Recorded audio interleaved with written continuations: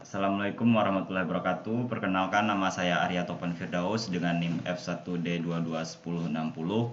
Di sini saya akan menjelaskan materi tentang filum protozoa.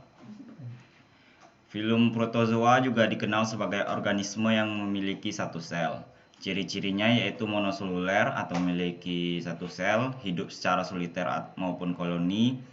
Golongannya meliputi tumbuhan dan binatang. Dapat bertahan hidup di segala habitat, memiliki ukuran yang kecil. Lalu jumlahnya jauh lebih besar dari filum-filum lainnya. Filum protozoa dapat berkembang biak secara seksual maupun aseksual. Lalu filum protozoa ini memiliki 4 kelas, yaitu flagella, sarcodina, sporozoa, dan ciliata. Sekarang kita akan bahas tentang flagellata. Flagellata yaitu hidup secara bebas dan bersifat parasit dengan satu atau beberapa flagel.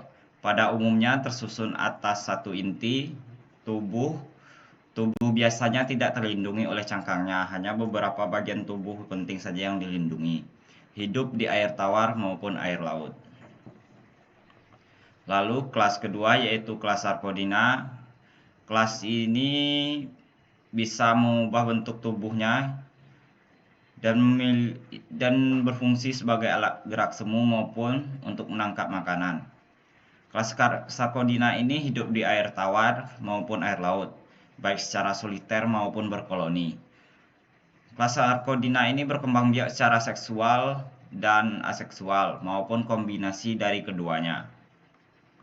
Lalu kita berlanjut ke kelas sporozoa, yaitu kelas ini hidup secara parasit atau bisa dibilang hidup untuk menyusahkan yang lain.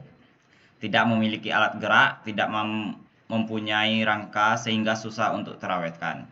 Hanya sedikit yang bisa bergerak dengan menggunakan pseudopodianya.